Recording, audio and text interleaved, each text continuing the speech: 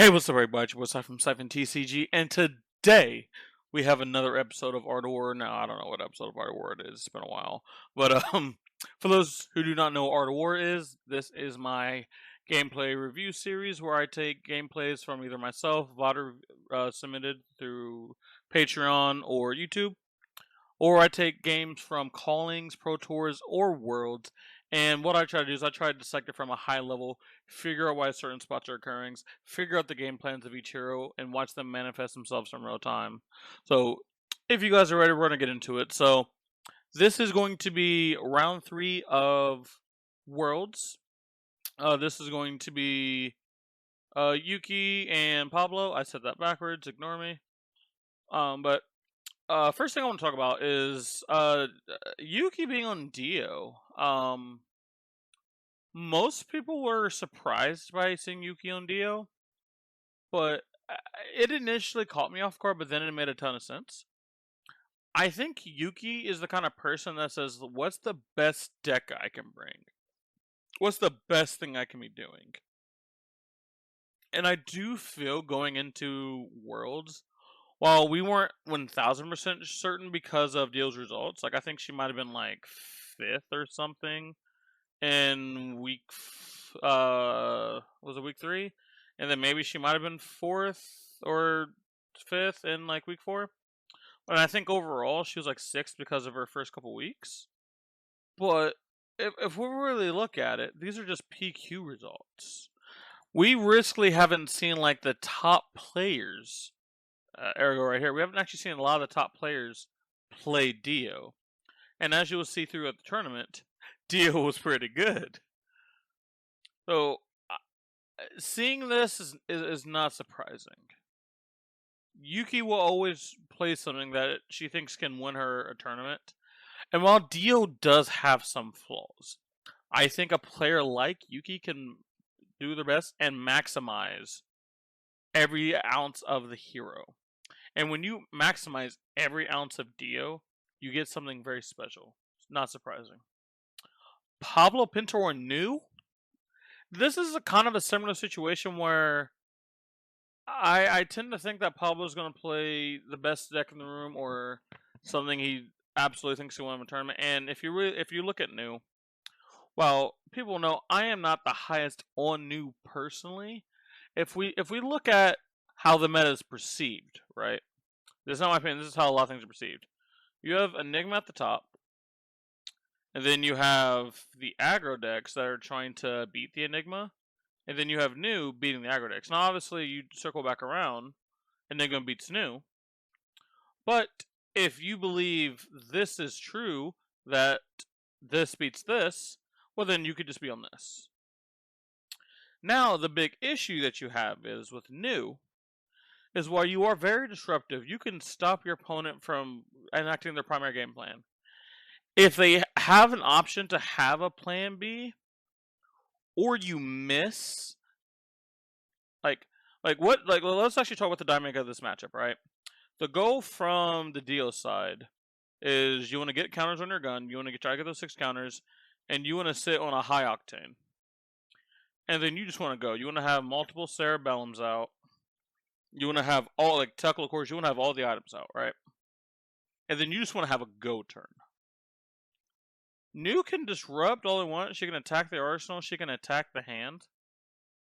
As long as some amount of these things are true, like we have the Octane arsenal, or we have multiple Cerebellums out, once one of these things become true where New just cannot disrupt, and you have some amount of these, the New's going to absolutely get waxed.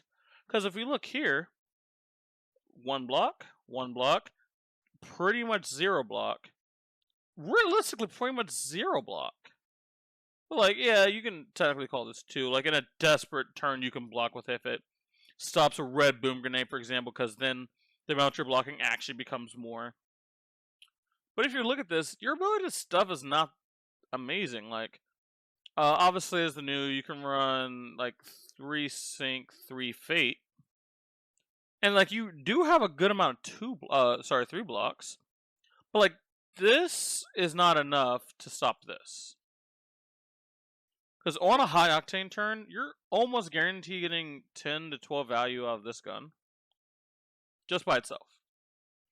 If we say we're boosting 0 power stuff the whole entire turn, this is still a guaranteed 10 to 12 value. And most of these times, it's not efficient to block a 3 on a 2, right? But now let's put in the context that we're actually going to be swinging real things at this person. And on top of this, if you have 6 and then you play more items out and you have a bunch of action points, then you get like the 12 to like 16 out of this. This is where, now this value is normally where you see people like Sam Sutherland and stuff, which we will look at a future VOD review. People are like on a system reset build, this is normally the number that they'll be getting. But even still, this is like amazing. And let's just say, I don't know, you boost 5 times in a turn and all of them are for 3, right? So you have 15. That's still 25 that you're sending. Just on this turn. And this is pretty much a low roll. Like, this is not that good. This is not even that good of a high octane turn. It's still 25. Like, imagine you throw a couple 4s in there, right? Imagine you had extra action points. You throw a max V in there. That number is just going to get bigger and bigger. Like if we just replace all the 3s and make 1 4 and 1 a max V, so we'll get 1 less boost. So we'll get 5 shots out of the gun. 5 shots out of the gun will be 10. And then let's say you went 3 4 3 10. So it's 3 4 3. That's 10. Yeah, so it's 10 there.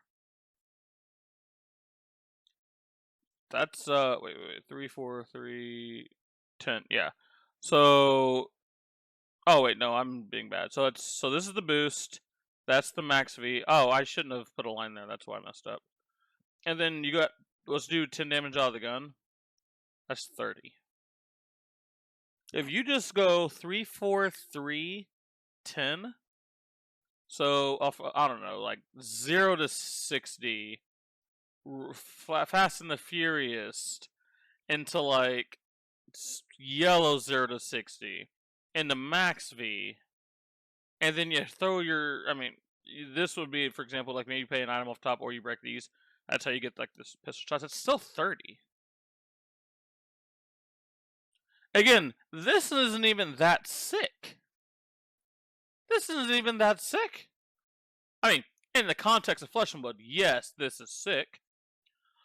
But, like, we'll probably see a better high-octane turn this game. We watched Sam Sutherland's games. We're going to see better high-octane turns there. We're going to see turns that you can play double 2 max Vs.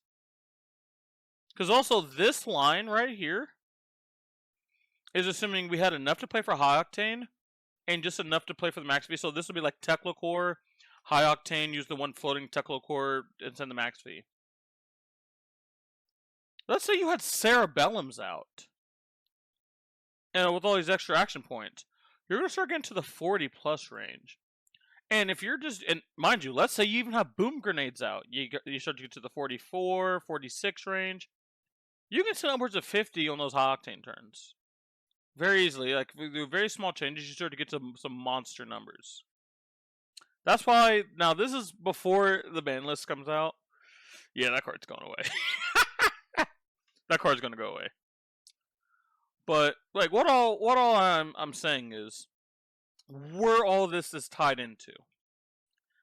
The new doesn't actually do anything in this matchup. Like, the new themselves, their game plan doesn't actually matter. What's going to actually matter? Because yeah, you're gonna be hitting them. You're gonna banish random stuff off of the top. You're gonna be attacking their hand. What's going to matter is when it happens and can you defend it. One thing that I've seen people do as the new is run Scale Pillar and Spider's Bite into DIO. Now, obviously, people go like, well, why wouldn't you play Mistblade? Realistically, the Mistblade is cool. You'll probably get the trigger. But in this matchup, it's more about the disruption and the ability to prevent them from stuffing you. Where, like I said, I'm not going to be surprised if Pablo flips over Mistblade. I mean, it's not incorrect. But this is something I've seen very often, is Spider's Bite Scale Pillar. People might say, well, why the scale pillar?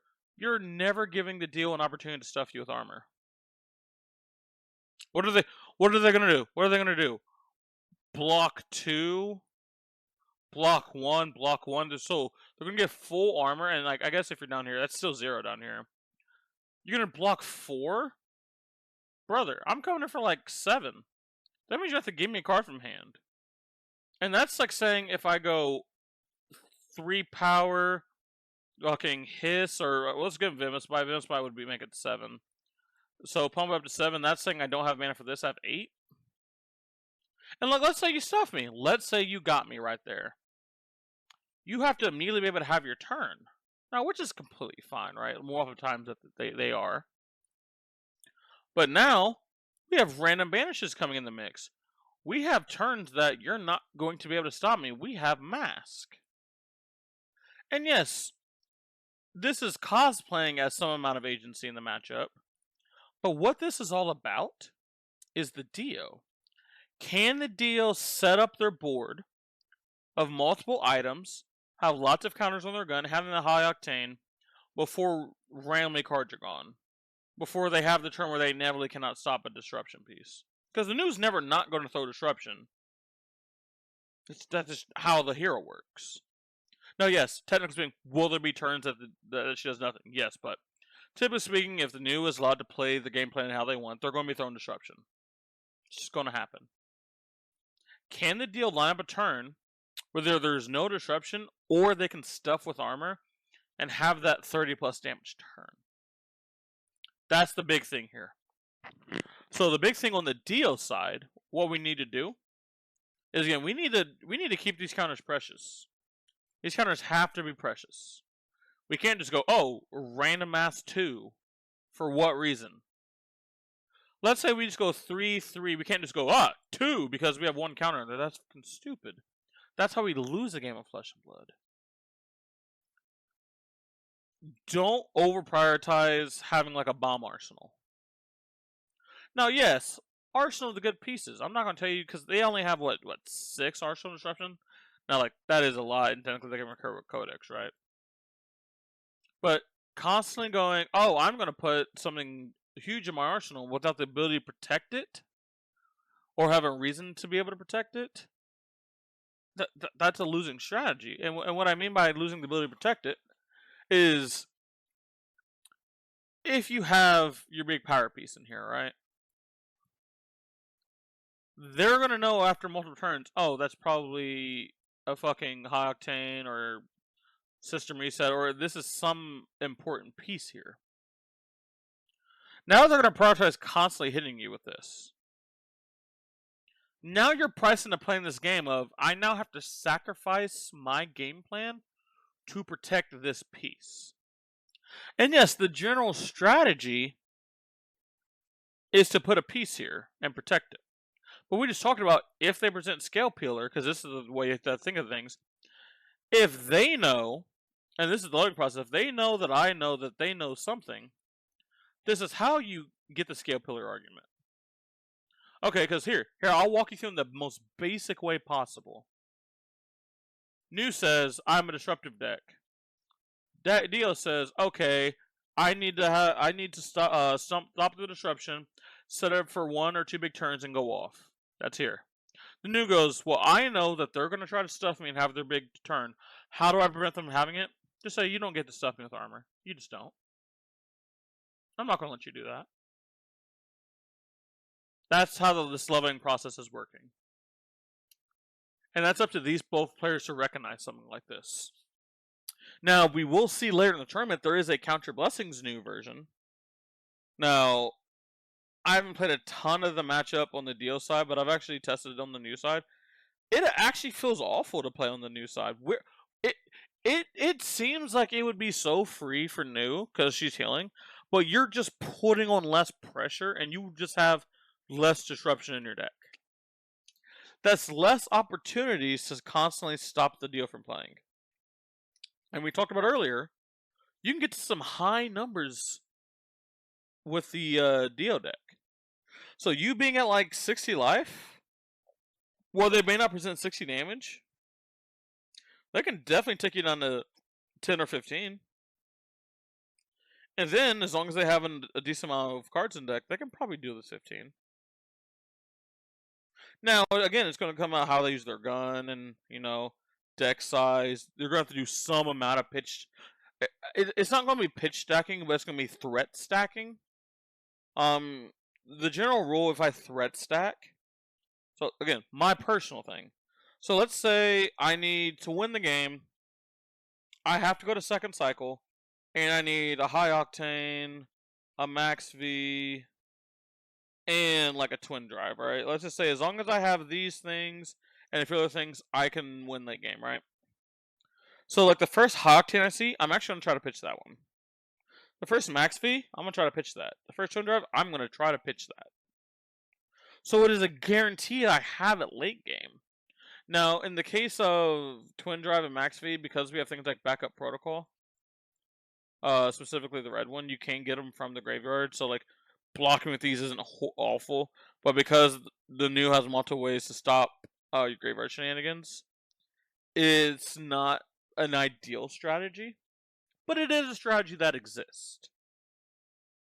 Okay, so we've talked about the game plans, what we're doing. So let's just actually get into the game. So, oh crap, I have this. I need to do my thing, so I need to put it at 2 times. I need to mute. So the big thing is I prefer to go first as the DIO. I mean, both sides I feel like want to go first, right? Kind of just depends who wins the DIO. So once we see the equipment layout, so we see these boots. Now, I am so back and forth on these boots as DIO. While both boots have tremendous upside, I will openly admit these have less of a restriction. The restriction on these is you just have to lose 2 cards in deck. That's it. That's literally it. Where the Achilles Accelerator says you need to boost to use me. But the thing with Achilles Accelerator is it allows mid-combo extra action points. Like, for example, let's say you end up doing your turn, you have like a Cerebellum out, and you have like, let's just give you another action point because you, I don't fucking know. Actually, let's not give an extra action point. With this, if you really want to abuse the Cerebellum, right? Because you're not guaranteed an item off of this.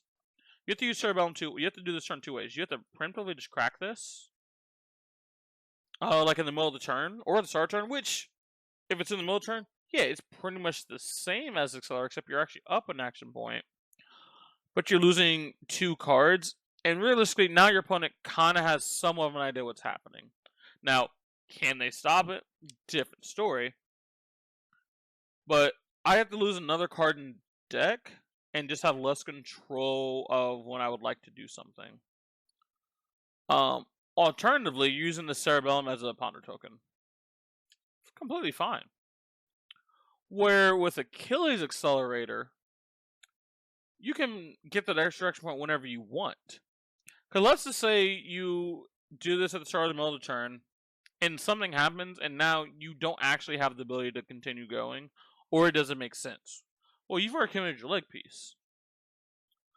Secondarily, your Killer Starter is just 1 slot. They roughly do the same thing, except you just get to have an extra slot inside of your deck. And depending on how you like to tech, that's actually very important. Now, am I going to be here to say you're going to lose a game because you have these leg pieces? No, I'm not going to claim that. What I'm going to claim is I think there is some amount of risk to both. And I think there's just more risk with this one. But not to say that they're bad. They're definitely good. They're played for a reason. I have builds of this that play this. But I'm currently on accelerators. But like, again, this is completely fine. So the general thing that I see is if you're on Foundry Heart, you're more in a aggressive game plan, probably a boom grenade focus game plan. If you're on the industry plant, you're really trying to either system reset or max V. Now, whether Yuki agrees with this logic, that's null and void.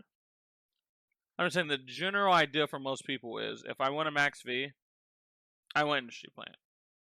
Now, where the Tekla Foundry Heart is a little bit better than there is if you really want to cycle through your deck, This is so much better if you want to cycle through your deck.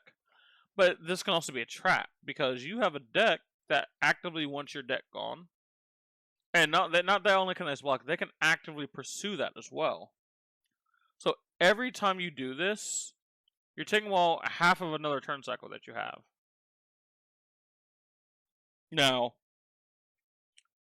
if you end up finding an item or finding an amazing card, it is absolutely worth it. Every time you do this, that's a half turn cycle you don't get.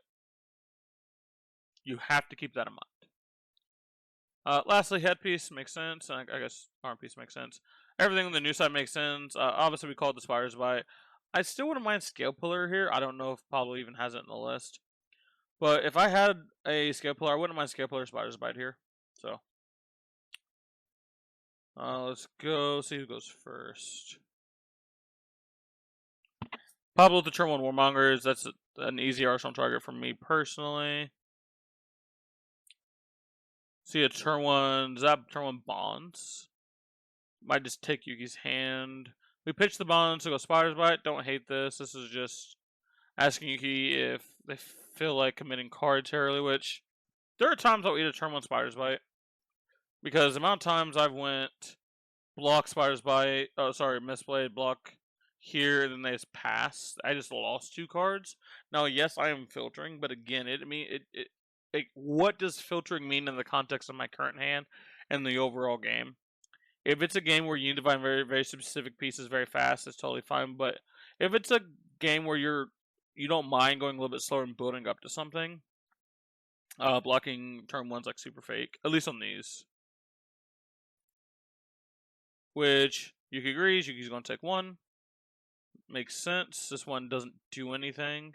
Even if this card has go again with it, Pablo's going to be saying, like, we'll just block it. It doesn't matter.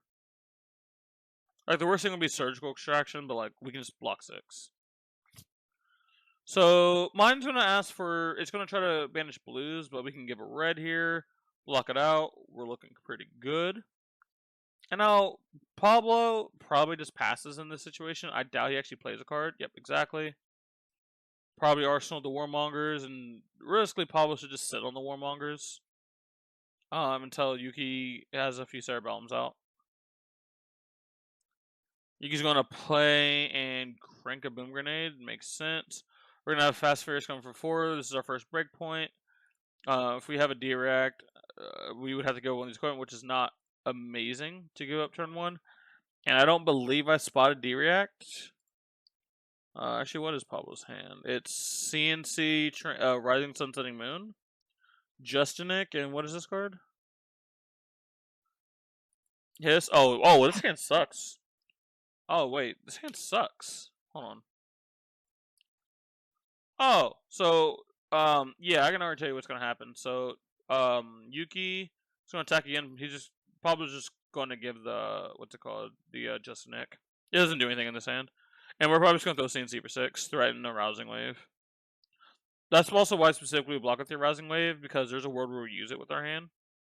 And we don't want to miss the block value, because we're covering up a breakpoint, and we can immediately use it. We're getting maximum usage out of our Rousing Wave. Another general principle when it comes to the DIO side is you continuously push your hand if you have access to Boom Grenades on the field. Now, let's just say for some reason this Fast and Furious hit, this pops this. Yuki would most likely Arsenal a card, because we accomplished our goal of getting the Boom Grenade to hit. There's no reason to push further, and now we just set up for a big hand. So, I wouldn't be surprised to see Yuki continuously push in this spot. Probably just thinking on a Foundry Heart activation. Or if I'm playing it. But yeah, if Yuki doesn't attack, basically she just gives Pablo a Spider's Bite a hit. So, ooh, that's interesting. So we pitch a Cerebellum, which is kind of what I talked about earlier, is like if we don't need the pieces immediately, we just pitch them. Because if Yuki just plays a Cerebellum out right now, like what's going to happen? Those counters are probably going to go away before Yuki has like a real turn, so we're getting very good pitch out of it. We actually boost the Fast and Furious away, which is probably what was on top. Now, if this doesn't hit, we still have our Boom Grenade. either for a block or for next turn trying to hit. The issue is, I don't believe we have. Yeah, we don't have a card in hand, and this card isn't really doing anything. It's a blue outpace, like it's kind of whatever. It's still gonna buy a card, which is Yuki's go in this spot to filter through the deck and buy cards. But it's going to just amount to a 3-block out with just a Nick.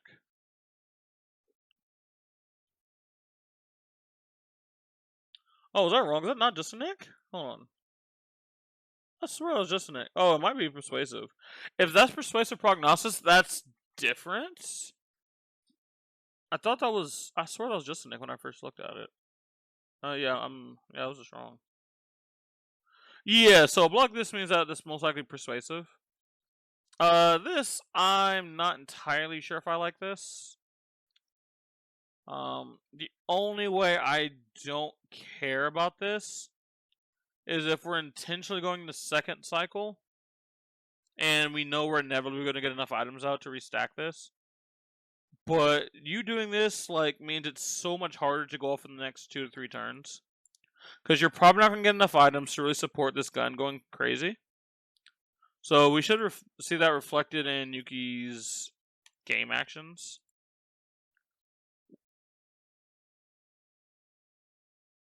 So we're just going to see a pass. We do get 2 damage in, not doing a ton there.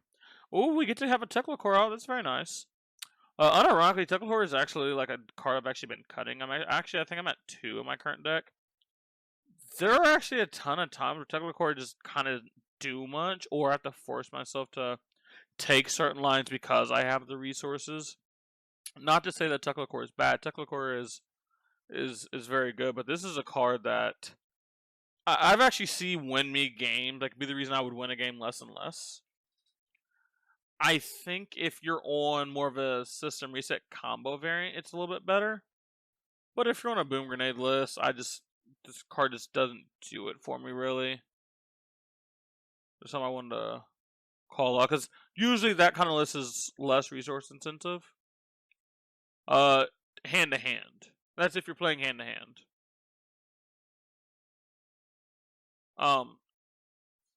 Real quick, because I can already see someone in the comment section saying, "Whoa, you're playing a bunch of 1-for-4s, right?"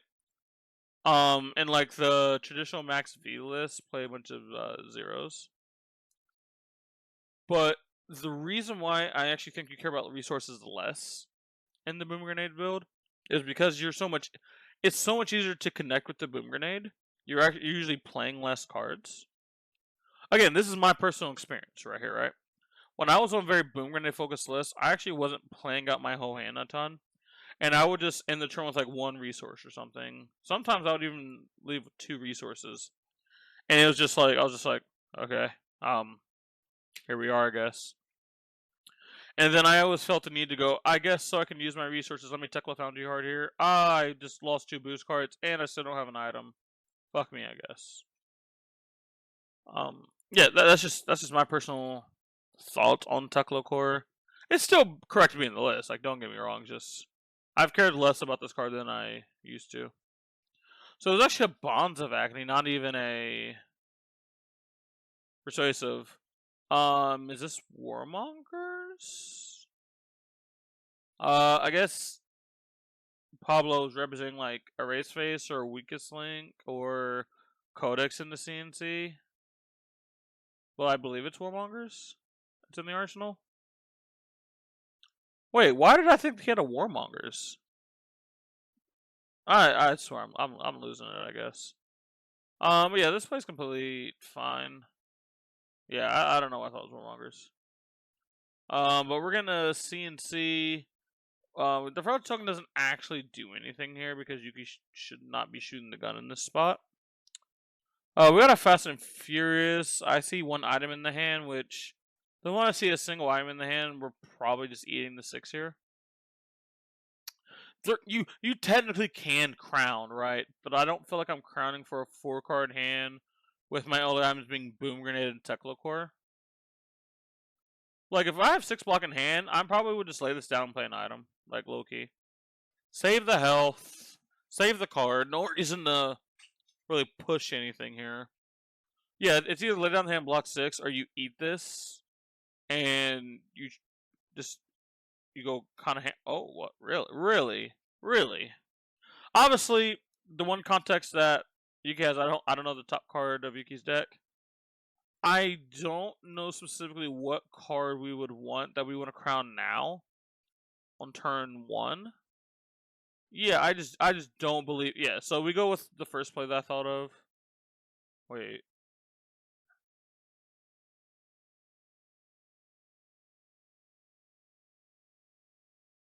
Wait.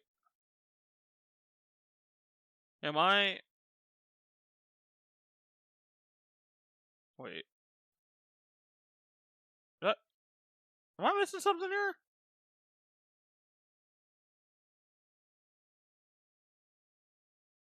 What? Hold on, no. I had to have missed something on the turn. So it's Mistblade. Spiders by. Oh yeah, spiders by connected. Okay, yep. That's all I was missing. See, in my mind, I just started talking about the CNC and I forgot about the spiders by. Dude, I was about to have a fucking aneurysm on camera. No, that makes sense. Which that's still good by Pablo. Spiders by still did its job. It actually just bought the equipment. It did like a reverse scale pillar thing where you actually bought their equipment. But yeah, this crown block is like never a thing. It's literally never a thing. Yeah, this is just a fine block by Yuki. Stuffs the CNC. I believe has Boom Grenade in hand, if I remember correctly. And we should just be playing the Boom Grenade. Again, my eyesight has been horrible apparently. Yep, plays it, doesn't crank it. We have our adaptive plating ready to break this if need be. So this is the kind of hand, because we have a few counters in our thing now. It's not unfathomable to want to like try to have a pop-off turn. It is just, it is so unlikely it translates to anything. Unless you have exactly a high octane in this hand, and a max fit you probably can play. I just don't believe in stuffing. Like I legit am so fine with like just blocking and then just waiting. It's even harder to stuff because of the Spiders Bite. But we see lead off with Mistblade. Not really indicating anything, because like starting with Mistblade, like as they do it all the time. Even if they can't actually use the Mistblade, like trigger, like people do it anyway. So I do actually see the Warmongers in hand. Hold on, let me stop real quick. So it's Warmongers Passover, it looks like. It's some Transcend card. And Sink Below. Yeah, this is just strictly the correct play. It's unfortunate, like, this is your hand and you kinda can't do anything about it. I didn't catch what he arsenaled off of the Ponder token. But yeah, 1,000 times you just play the Warmongers, even though they don't have cards like Cerebellum here. It doesn't actually matter. We don't give them adaptive plating value. What the heck? What did I just... Wait, what is that?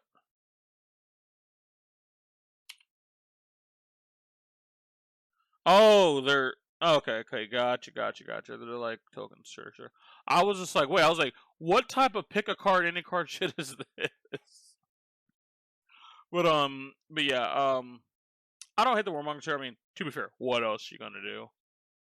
But most people would be like, oh, you should be saving the Warmongers. Like in a vacuum, you should save Warmongers for the Cerebellum turns, which is correct. But this is the last turn of Teklo Core. We have a Broom Grenade here. Even if Yuki doesn't try to have a pop-up turn, because we at least have 2 counters here, Yuki might try to have a powerful turn. And again, the more turns that go by, the more Cerebellums that we see. In theory, like, again, this could be a high octane. Like, we just stop all of that from happening. Also, this can't be used. So deck acceleration and mana acceleration are just not happening. And you don't. What are you gonna do? You don't care if you call peace, like if she calls peace or war. It doesn't fucking matter. So now we're gonna pass over, finish that, and we're going to new. We're gonna miss on the new, but it's completely fine. We don't actually care. But yeah, this Warmongers is gonna stop like the ability for any form of pop-off turn from happening. Now, maybe Yuki just has all boost cards and it doesn't actually matter. We know it's a 0 to 60. Not 0 to 60. What's it called? Fast and Furious. We know it's a Fast and Furious in there. Because I assume Yuki called war. We can't even flash anything off top. We're going to come with a red outpace. We do know we have the Sing Blow from Pablo. So this is easily going to get covered up. So far, this is... Oh, and we have the Fate. Yeah, so these 4s are absolutely just going crazy. Having 2 4s in this turn versus a deck that's going to play more 4s. We're going to see 3 boost cards. Pablo's going to overblock this. It doesn't realistically matter. I would probably just take the Leave No Witness here. Yeah, I would just take the Leave No Witness because, this is still completely fine. We have a soup over 4. Pablo, because I would just D-rack it, yeah. Like, there's a world where you can kind of eat this and just try to set up defenses for a better turn. But this is just so efficient because of the Boom Grenade. I think it's yellow, right? So this Sing Blow theoretically blocks 7. Like, you just don't get that value all the time.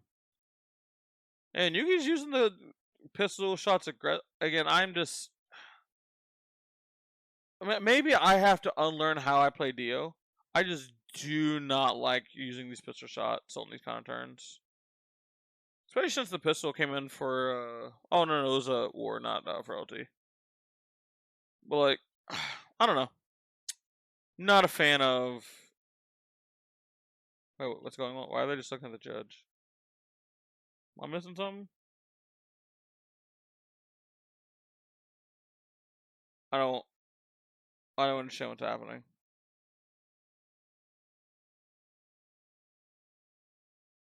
What?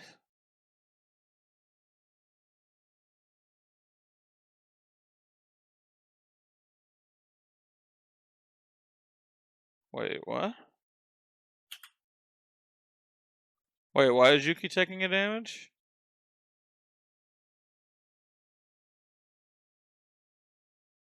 Okay, I just... sure. Right, so Pablo just passes back. Boom Grenade's gonna die. We do have our Spark of Genius, and now that we've started to turn through a decent amount of our deck, I don't mind starting a Spark of Genius, especially since we have the bonus action point. Here, I don't mind it. We do have the 2 floating for a backup protocol red activation. We're going to use a resource. We're going to boost away a Hogtane. So this is like one of the biggest things in DIO is boosting away power cards. Now, there's 2 ways you can look at it, is saving it and banishing. Like, and which one of these 2s you should be doing, you need, like, there's a lot of different questions you have to ask yourself. Like, if you're going to save it, you have to be wanting to play a long game, right?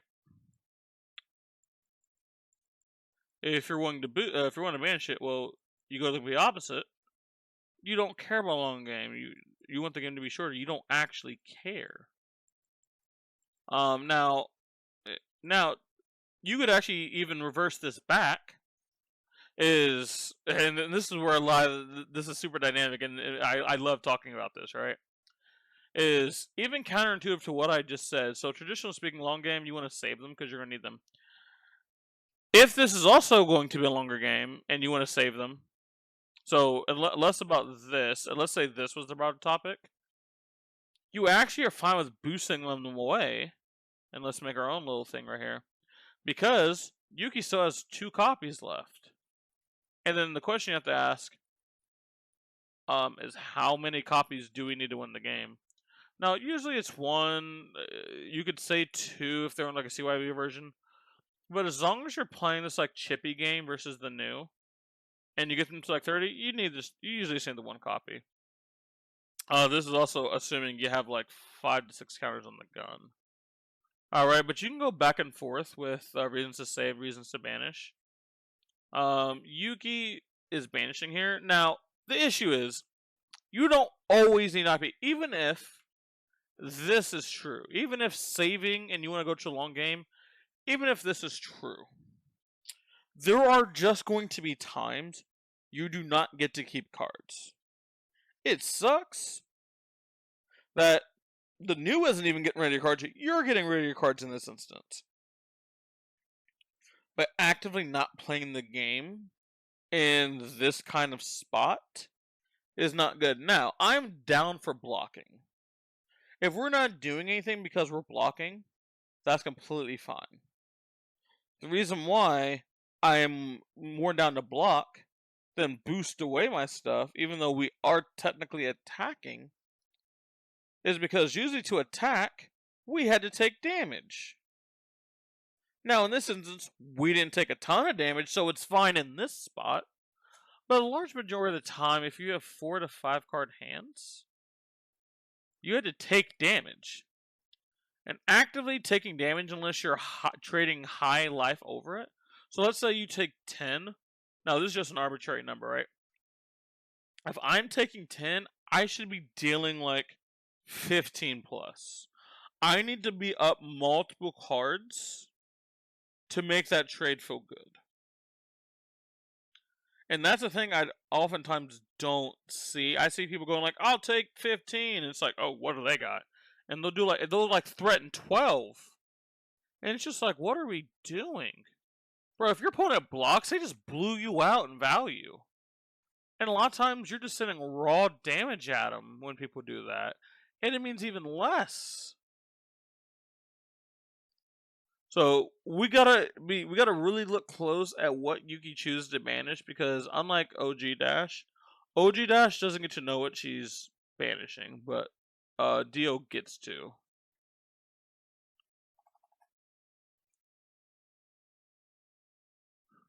So we're gonna see what 4 come in. Probably going to take 1. Very efficient block. No reason to overblock. If we had a direct, we could in theory use it, but it's fine. We're taking 1, and for the most part, we probably don't need that Easter egg. We're gonna get our first Spark of Genius. You can just kind of looking through the deck. Not that she doesn't know it's not in her deck. She's just trying to collect her thoughts and understand what's there. So we can talk about different things to get. So in this spot, let's just say we still had a big hand. Like, let's say we had 3+ cards in hand, and they came in for like all different matter of breakpoints. Pablo has no armor. He's played through D-Rex. You could technically get a boom grenade here and try to push through damage. But that means you're betting on your current hand and the card you're going to draw that you can at least collect one of those hits. Can you collect one of the hits?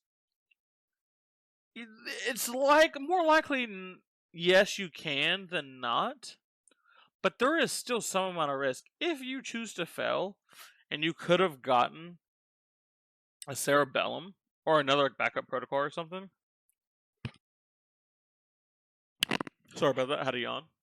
If you actively didn't get one of those two just to get a boom grenade and you don't even connect, even if it buys the hand, you're going to crank the boom grenade. And now the boom grenade is just going to go, and now you don't have that boom grenade for future turns where you 100% can connect. Cerebellum's like the easy one here. It's just Cerebellum. Just draws you a card. Techlicore, because we have card remaining in hand, it's never really a thing. Backup protocol. If your hand's blue heavy, you can activate here, go to 2 floating, and then you have another boost, so you have 5. Air quotes 5. You can activate this, and then activate another one, and you can get a 1 cost with one of them. Which is nice. Stuff like you can get a red zipper hit. We're kind of cooking. If we can get a outpace, which outpace now kind of does nothing because like they're not gonna block with this. They're not gonna block with this. They don't. They just don't care.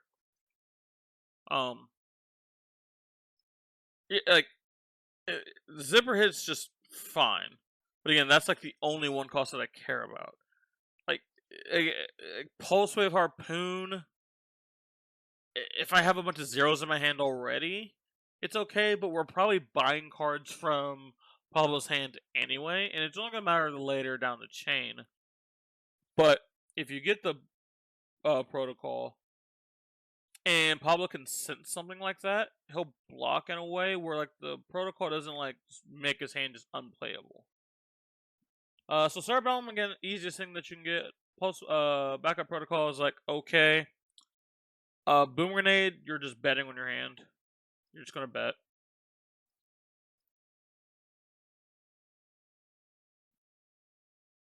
So we have 2 cards in hand.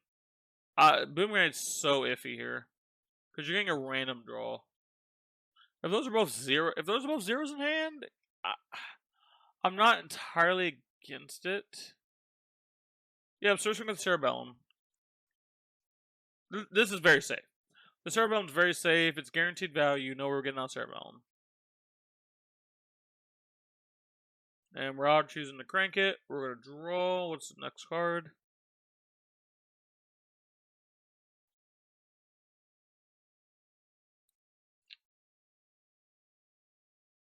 Kind of wait for Yuki to decide. Yuki's going to use one of Rex points to draw a card.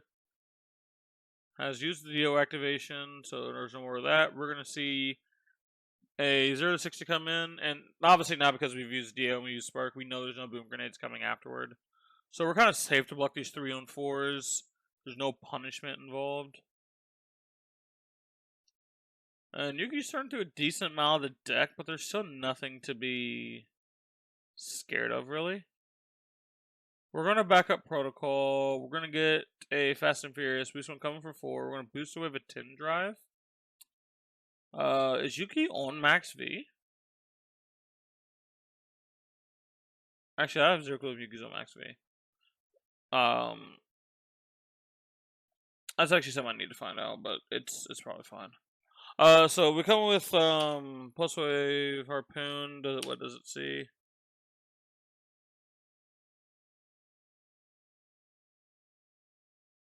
Okay, so we do have Harpoon. So I would assume with the playline that Yuki took that she already had the Harpoon in hand. Because I don't believe you would have taken this line if you, like, drew the Harpoon. Is that true, actually? That may not be true. I would need to think more if that's true. But, generally speaking, I would only take this exact line if I'm able to... if I already know how to Pulse Wave, because we're getting rid of a lot of good stuff. This line isn't a ton of it's okay damage, but we could have gotten a 1 cost back with that. Now, having this one floating, in the case there could be like another one coming, for example, but we know that it's just a granite tips of scale, so it's not actually threatening anything. We're going to see another 2 come in. So Yuki's maintaining 2 counters on there, so if Yuki can maintain a few counters, I'm not too upset about pistol shots. We see a Persuasive come through. If it naps cards, I get to heal, which is annoying. Because it just races like a third of some of our cards, which... When you put Flesh in that context, where if this hits, it's actually like 4.5 to 5 value. It's kind of grody. So we're going to play a Tekla Core off top. Okay. Are we also committing a block? Because we have the 2 resources floating, we can actually commit a block. The only thing we would like hard lose to is like adjust the nick. Yuki is putting crown. Yuki is going to choose to crown. Didn't see what she crowned away. And to grains that we knew was there. We're going to see a mask. So the card that Yuki just got off a crown, we're going to lose 1 back. And we're going to Rousing Wave. So this was a sort of a face-up play here. Like once we see the Persuasive. Now, this is a mind game that I've seen both sides of this. Let's put it down here. I've seen both sides. So some people like forcing equipment block, and people want to prevent. So in this spot, now we can't actually know Yuki's intentions, but we know that there was a grain in hand. The grain was always there. We seen it because we Pulse Wave Harpoon. We see the Persuasive, so we know that Persuasive will come for 1, grains can make it 2, and a Rousing Wave can make it 3. The reason why we can easily deduce that is tuna counters on 3. But also, even if we didn't have tuna counter, the fact that we transcend, we get a card back, we could have just went like, cool, pitch a blue. It'd have been super cringe. We're gonna pitch you to Rousing Wave if we just want to make sure it hits. That's easily a thing that can happen. So a block like this didn't prevent, because you're only blocking 2, and we know there's a face-up 3. We can say this is a force because you're giving Pablo a window to use this. And if it doesn't actually affect your hand a ton, who cares? We know we have a Teclocore, and we know we have a Cerebellum. So at the very end of this turn, we probably should at least have an Arsenal. So I am going to be in the camp that Yuki forced this. Like, force a really good opportunity. If Yuki just didn't consider this line, that's not great. But I'll give Yuki the benefit of the doubt here. So Yuki's going to take 1. Lose a red 0 to 60. Not great. We're going to leave Yuki with the Spark of Genius. Honestly, not the worst thing that Yuki could have been left with. If we have a boost card in Arsenal, I'm actually so down. It is just, what is an Arsenal? And we do have the boost card. It's actually a twin drive. So now we get to play the Spark. I would probably get either a Boomerang or another Cerebellum, but because it's been a while since we've seen a high octane, I wouldn't care to get another Cerebellum, just hope that this is the turn. Because again, they're not on Scale Pillar, we can try to stuff them. The issue is you're going to be only on 1 Cerebellum at that point. You could also get like a backup protocol, which Yuki does get. You can get a backup protocol red here. Because you know for a fact, without a doubt, at the very worst on your turn, if you have to block out, if you draw 4 bricks, you can still use your Technical resources, activate backup protocol, shoot, and swing pistol. So realistically, no matter what, the minimum value of your next turn is 6. It physically cannot be less than 6. Which, when you put in that context, not too bad.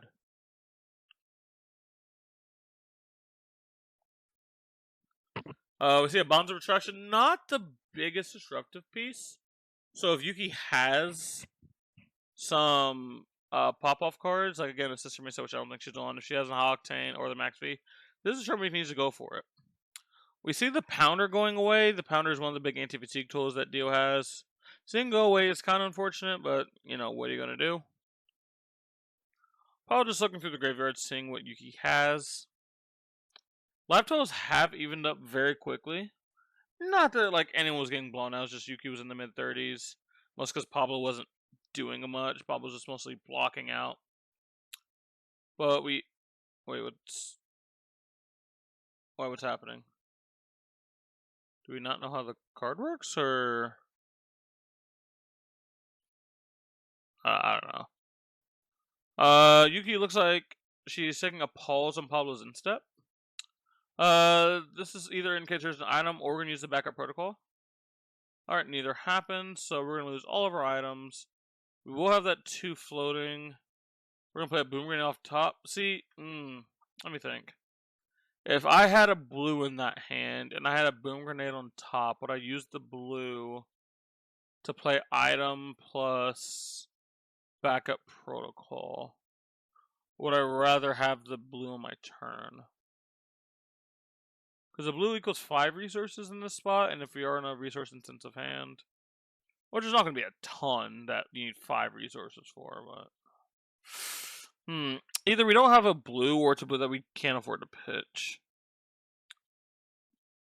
Alternatively, Yuki could just want the second action point to shoot the gun twice. I think either side isn't horrible. We see a 0 to 60. Sorry, god dang it. Zipper hit. We're going to boost coming for 5. This is one of the better cards in the new, because we're going to block this out. It's going to take 2 cards. You can get a quick deck count. Doing quicker, probably in the high 20s, maybe the low 30s. Pablo still has a way to go. Ooh, wait. Is this... Hold on. Is that triple Transcend card in Pablo's hand? I know for a fact I just seen 2. I know for a fact I see. So it's homage plus pathful traveled.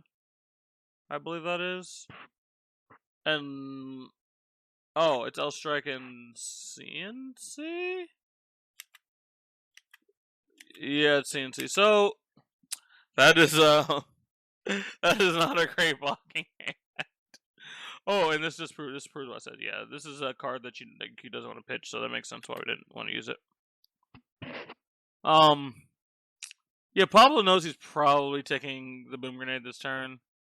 Not much he can do. He can try to block 6 and just pray, but like, you have to hope that Yuki, for some weird reason, kept like a 1 boost and a 2 boost, and even still, and you're just giving up your equipment.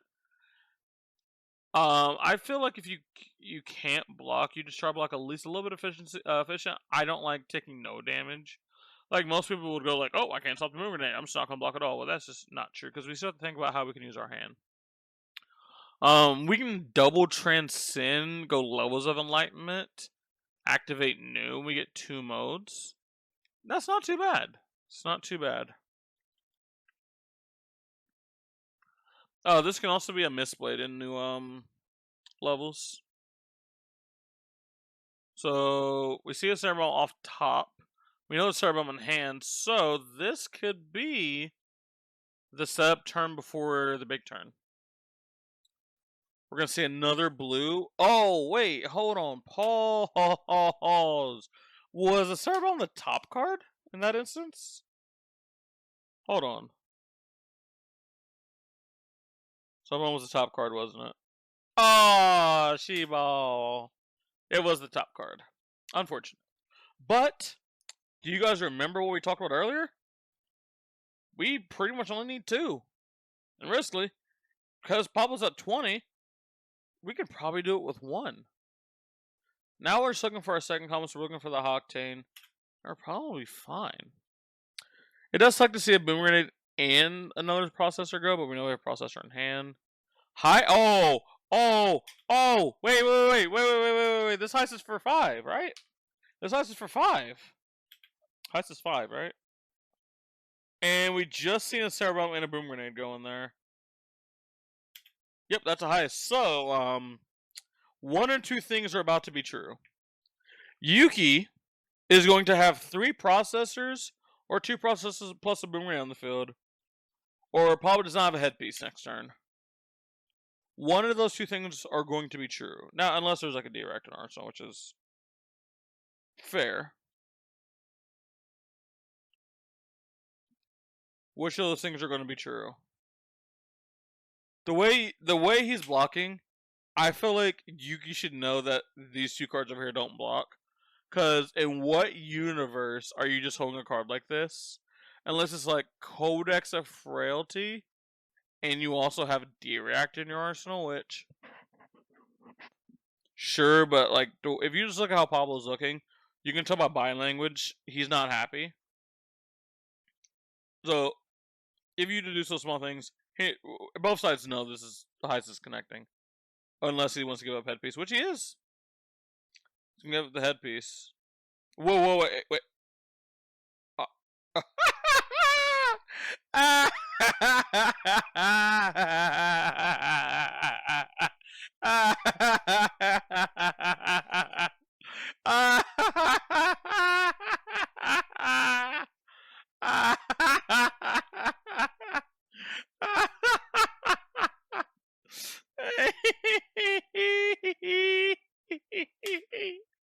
Oh, Pablo, I'm so sorry.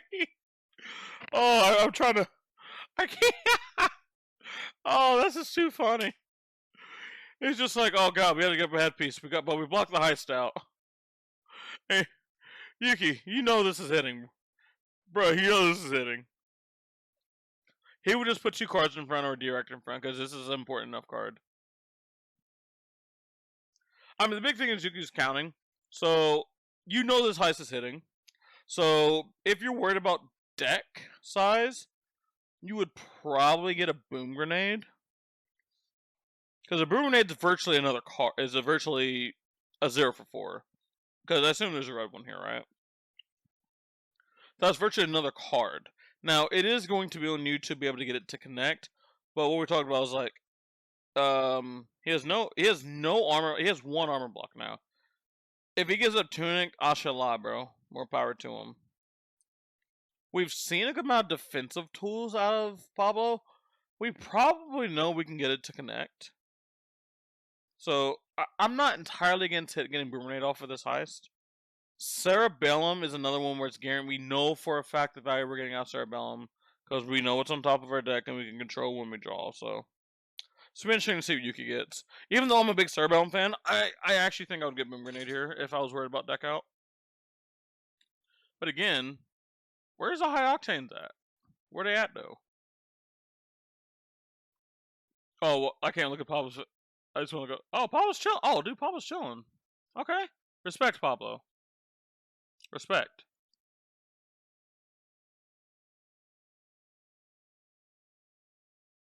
Yeah, I don't know how to tell you this, but like, these cards don't block. Oh, I love this game. But can you space your cards out a little more so we like know? It's like this looks like this is blocking this. Come on, bro. Can we like just put this right here? Also, shout out to Pablo for not putting his cards on top of Yuki's card. Dude, actually, pause real quick. I have to do this. If you're the kind of person you block and you put your fucking card on top of my card, Q, by the way, bro. Q. This isn't no fucking Magic Gathering Pro Tour ass shit where my creature's blocking your creature physically. Shut the fuck up. Put your card back here. Let me have my fucking card. And don't touch my you fucking cringe lord. Alright, continue. So anyway, so about this 5 hitting, I'm gonna go ahead and just adjust your life total. There we go. Yep, so Yuki agrees. We get Boom Grenade here, because, again, if you're worried about deck out, this is strictly a 0 for 4. This is strictly a 0 for 4, and, like, we don't, so because we don't have a crank meter, I mean, obviously, we know that there's nothing left.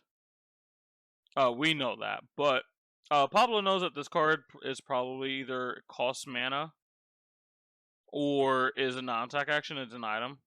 So we can know and the reason why I call that is if any information we can deduce, you always should. That's so. Oh god, that's so good.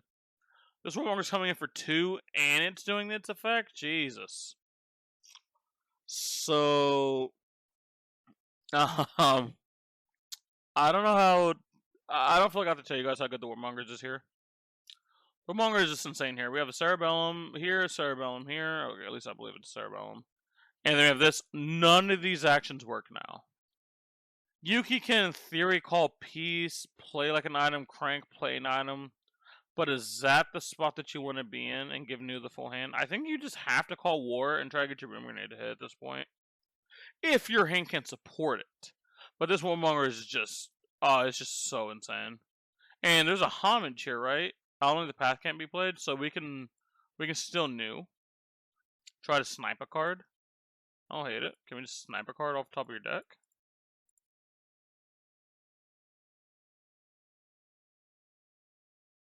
It looks like all attacks from what I'm looking at. Homage. Nu. It actually does hit a card, which is insane.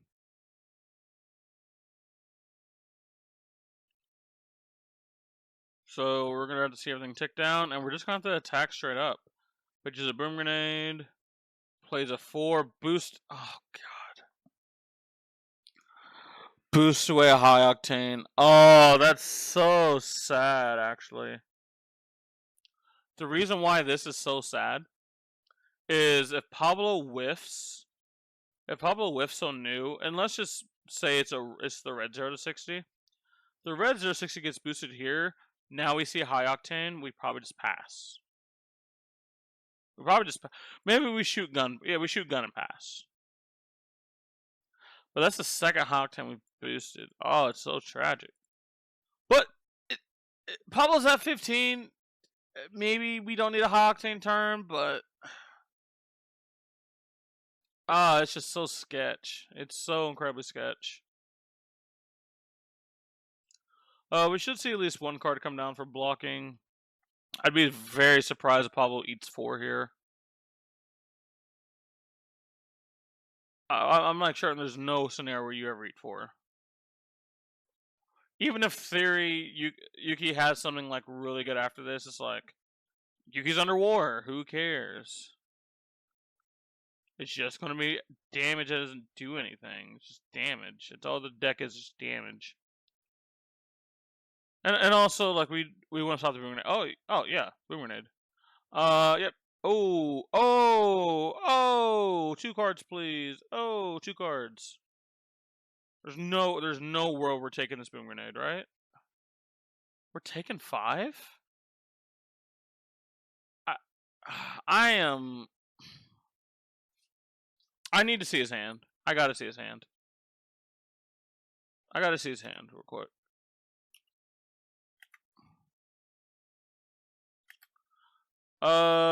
Levels, bonds of attraction, surgical. Let me see. I forget his hand. His hand is a path will traveled, I think. Let me think. How do I feel about this hand if I am new?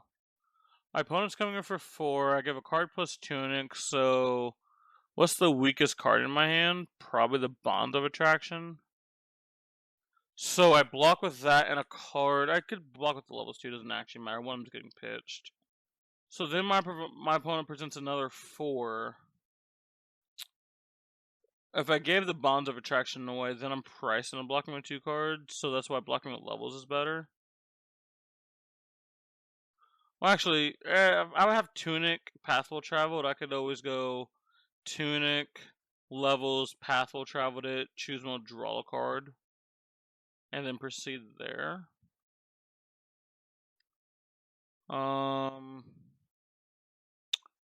So if we are saying we are down to take 5, so assume we block with levels here, because again, if we have to be on a work card hand, it's the weakest card. And then let me see, what did he block with?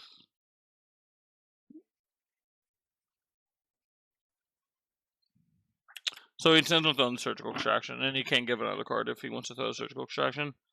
So this block does make sense now, because we relooked at his hand. He is desperate to throw a surgical. The issue we're gonna have is how many cards does Tuckle Court block? I need to. Tuckle Court's blocked once. Yeah, you can just go block 3. Yeah, block. You can just block it out with the armor if we intend on throwing the surgical extraction.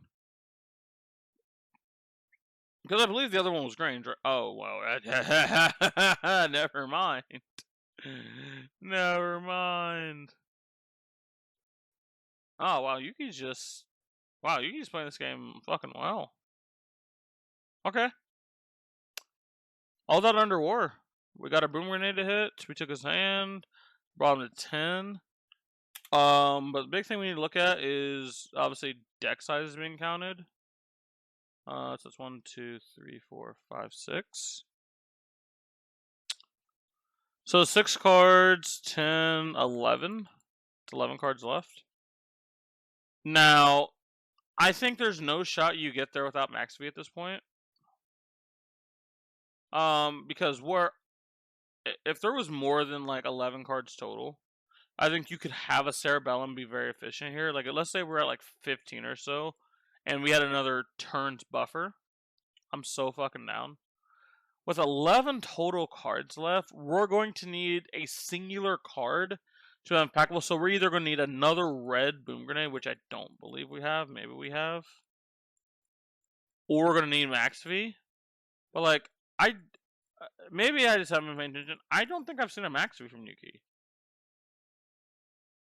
Correct me if I'm wrong. I genuinely don't think I've seen one. So it's going to be red boom grenade's going to have to get there. Pablo's just so content with drawing up here. But like, correct, I believe this is Cerebellum in Arsenal, right? Again, it could be weird angles.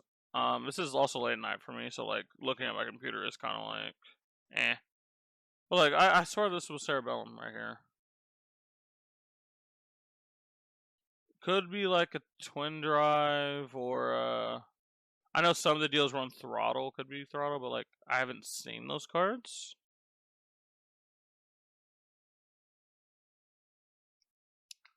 Yuki's just trying to get full information on what those 6 cards are. You should be able to deduce what, maybe not the order, but at least what are the contents of her deck still. And probably just with a not a great hand, but it's fine. This hand, they all block 3, so we'll take that. But yeah, the hand sucks. Hand sucks. We have to pitch so inefficiently to be able to do stuff. I'm so intrigued with what Yuki can do, because Yuki can still throw lethal. Like, do not get me wrong. You can throw lethal. I mean, with our legs here, this is just 4 damage with our legs. Alright, okay, we're going to see the turn start. So, we're going to need to have a running count of cards in deck left. So, because we're pitching and boosting a card, we're going to stay at 10.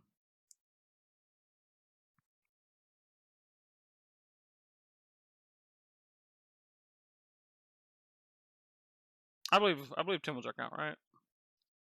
Yep, he's going to block 2. Don't want a boom grenade flashing off top. Boom grenade flashing on top would be insane. It's just the big thing you're trying to stop because there's just so few cards left. And we know there's a boom grenade in here. I believe it was blue. Was a boom grenade, if I recall correctly. I believe it's the bottom card, right? Hold on. I need to look back last time. The boom grenade is like the very bottom card, right?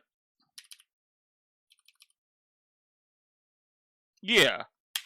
Yeah, so this is a boom grenade. And it was 6 cards down. So then it's 5 cards down. Once we boost. I think Yuki's trying to find it. The issue is Pablo should know where it is as well.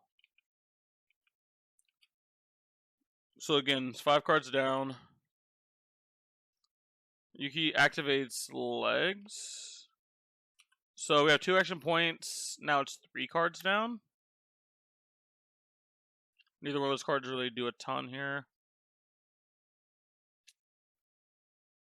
So yeah, this card at the very bottom is the blue boom grenade. I am unsure with how... did Yuki mess up by activating legs there?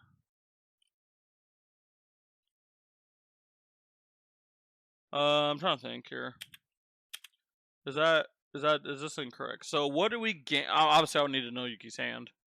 So what do we gain by getting the 2 action points and clearing the 2 cards off? Besides getting, unless the so goes just getting to that boom grenade. But the issue with getting to that boom grenade is Pablo should know exactly where it is too. And if he blocks over a physical, we only have 6 damage with our gun. Which, you know, weirdly enough is not 10. Pablo did already use 2 cards in hand, so... I am actually so interested to see how this turn goes out. We do have Cerebellum as well. To draw a card, so in theory it's 2 cards down. Because like we can draw this card, boost, and then it should be our top card. Yuki tap and tail 3 times, so Yuki does no. So this card can't be Cerebellum then. This card cannot be a Cerebellum if Yuki's playing like this. You just would have played it already. Twin Drive? Wait, what? So wait. So this turn was Zipper hit for 5. And a Twin Drive. How much does Yuki have a card left in hand? Wait, Yuki Tekla Foundry Hearted, right? Or am I like super... No, she couldn't have Tekla Foundry Hearted. Wait, what? Hold on, let me think here. So let's give Pablo 1 3 block, and the other cost is 1 0 block. So this will leak 2. He goes down to Virtual, but let's say we get the Boom Grenade off top. Leak 6. So with this line, if Yuki has exactly well, sorry, Pablo has exactly 1 card that does not block in his hand. It's actually exact lethal. Oh wait, no, we only have 2 extra more. I thought we. Oh no, yeah, because we're gonna flash the Boom Grenade. Wait, no, we can't. We don't have resources. Wait, how are we playing the Boom Grenade? Wait, hold on. I need to look. I need to back up. What is this card in Yuki's arsenal? What? What is this card? It can't be Cerebellum. It cannot be a Boom Grenade. Cannot be a Twin Drive.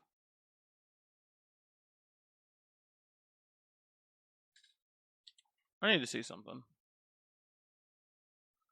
Can I not see deck lists? I actually just need to look at Yuki's deck if I'm able.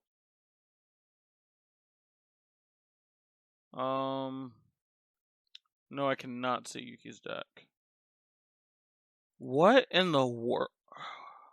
What did I see? That look like I'm. Maybe it's a protocol? No, it can't be because we just seen Yuki pitch to Twin Drive. So let me think here. I'm just trying to think what that card could be. So in this spot, we have Twin Drive. Was it red card? Twin Drive yellow. Oh, it's a yellow card. No, that is red. So in this spot, we have Twin Drive red card. If we go at this spot, we go Teklo Foundry Heart, go to 2 resources. Yeah, that just doesn't.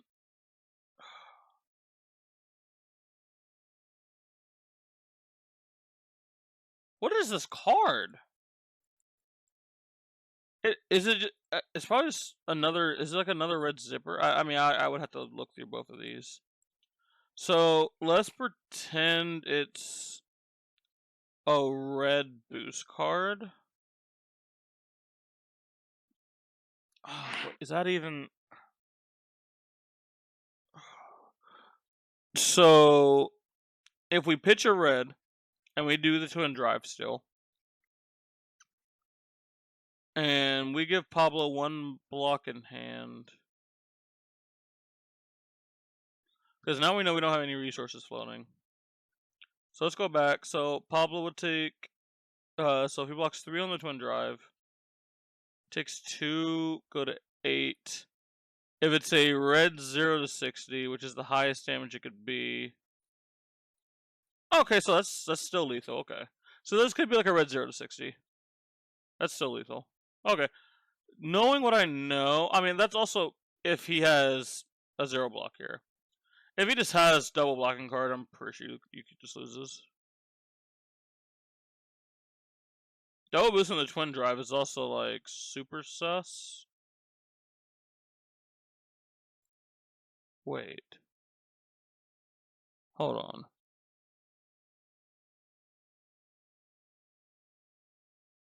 Let me think here. So if we draw Cerebellum, this Boom Grenade, this can't be backup. I mean, this in theory could be backup protocol, but then we're just not boosting in anything.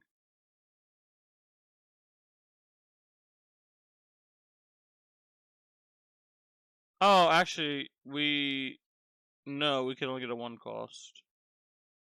Wait, what card's in the arsenal? I actually just need to watch the game.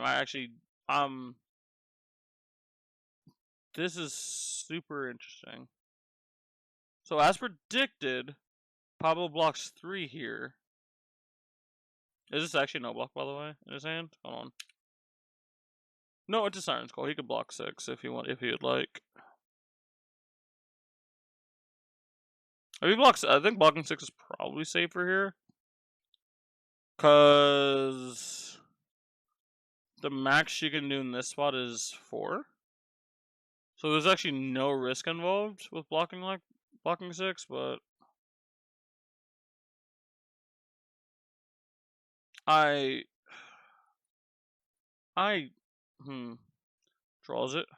Wait, what the fuck? Hey, wait. What? Huh? It was a fucking max V?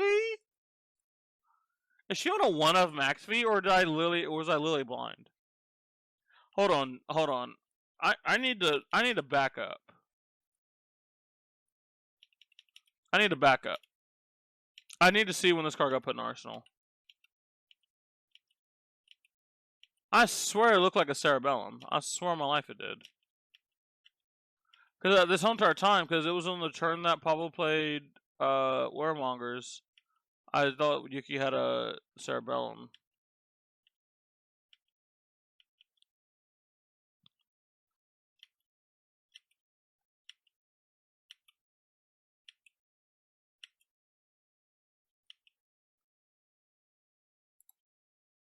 Yeah, right. Hold on.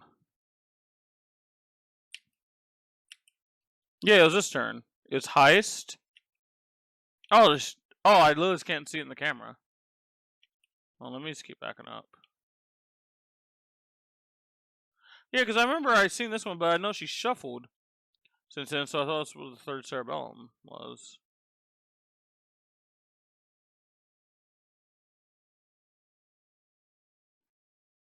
Oh, wait, no, one's in the graveyard. No, I'm like, it was never Cerebellum. But still, this never looked like a max fee.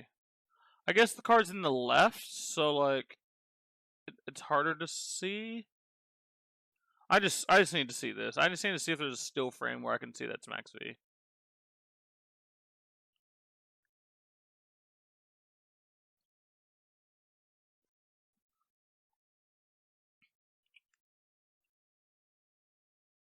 Okay, from this frame right here,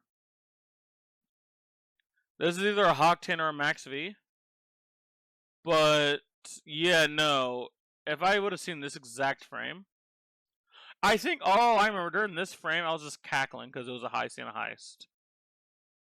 But yeah, this picture could only be heist or max V, and it has to be max V because you would have just played heist this turn, or on any of the following turns, but you never did.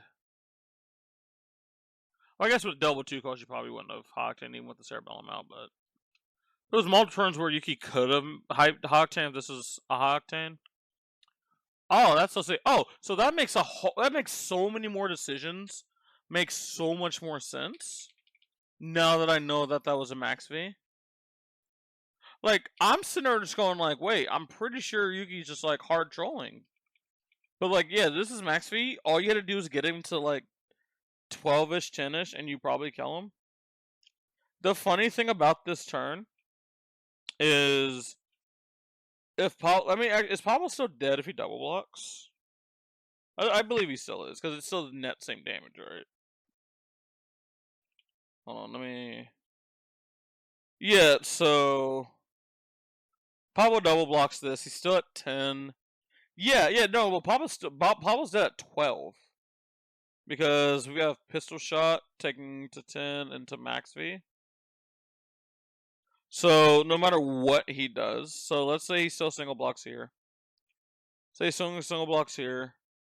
Blocks a 3 on a 5, takes 2, goes to 8. Hello?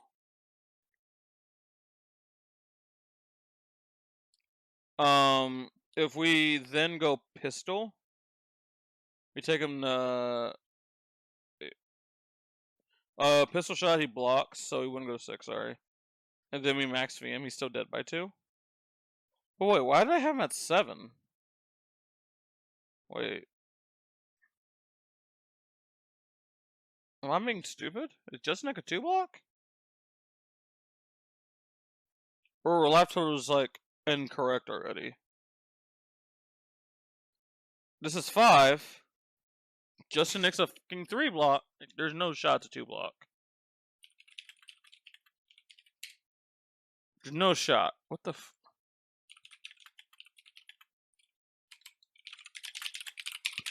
There's no shot. There's no shot to 2 block. No shot. It's a 3 block. What the f... He should take 2. I mean, still dead. But like, he should be taking 2. I don't know. To be fair, Babo's still dead because Yuki has a. Oh wait, no, Yuki wouldn't have. No, he still wouldn't have been dead because Wait, hold on. Hold on. Why did? Hold on. Did Pablo not? Wait, Pablo was supposed to win this. Wait, hold on.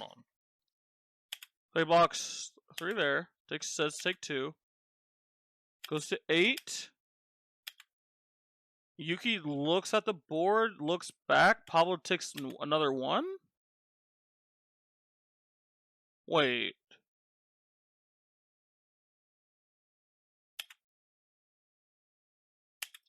Hold on, does coverage say something? Hold on. I have to be missing something. I literally have to be missing something.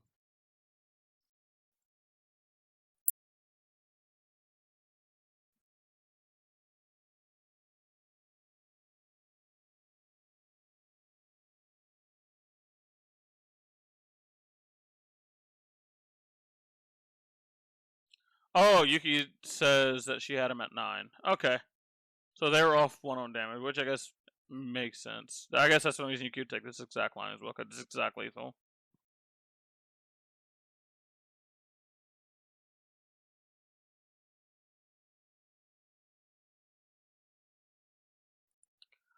Oh, yeah, see, coverage didn't even know that she had max V. So it has to be a fucking 1 of. Because we would have seen it blocked or banished at some point. It has to be a 1 of. Okay. So, as you guys see, now that the game's over, we talked about both, like, New did disrupt the DIO a lot. Like, the DIO didn't get to just, like, freely play the game. Now, Yuki also got stuffed on a lot of turns. Pause. Pablo did block a bunch, but the hands that he went to, he got through disruption or took multiple cards, which is also a theory of disruption versus the DIO. And we've seen how much it didn't matter. We'd never seen a high octane played. This is the first max V. And we've only seen 1 Cerebellum at any point in time. And this is the turn that the boots got activated. And we've seen a win. I do believe at the highest level this is probably still slightly new favored. But like it would be like 55-45. I don't know why I put it 4. It would be like a 55-45, or it might just be a 50-50. Even though I talked about all the stuff the DIO can do, the DIO still does have to find these spots. It's just the new has to sit there and just block, disrupt, and then just wait to die. Like, if Yuki doesn't have this exact kind of turn, there's 1 less card in the deck. One of the cards a different turn wasn't a red and it was a yellow. She's off by 1 resource. She just loses. This Cerebellum wouldn't have been there. Just loses. Pablo's actually able to... The turn that Pablo had to eat 5. So not eat 5. Pablo had to eat the Boom Grenade because he had 2 cards that didn't block in his hand. He plays and those 1 cards with the 3 block. He wins. So why we did need certain spots to occur from the new side for the DIO side to do well, we still seen it was mostly on the DIO to do stuff. We are still on the DIO to do most of the stuff, so. Jesus. I'm fucking ears, man. So, hopefully you guys was able to learn something in this game.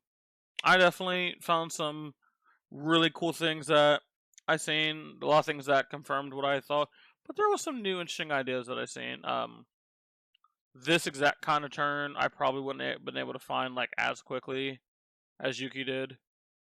I probably would have tried my hardest like 2 turns ago to set up a turn where I can have a boom grenade hit, get a second action point, shoot the gun if I strip his hand, and try to kill from there. But Yuki played to her max V was exact lethal, and I like if Pablo lives at 1, Yuki has Spark of Genius, 0 to zipper hit, and boom grenade, and that's it. Yuki can take exactly 1 game action, and then can't do anything else. So extra play on both sides. I think both sides played probably to the best of their ability. And when that happens, both heroes act their game plan. We see one hero came out on top. If you guys enjoyed this video, make sure you guys like, subscribe, comment down below what you guys want to see next. It's been your boy Cypher from Cypher TCG. I'll see you guys next time. Peace out.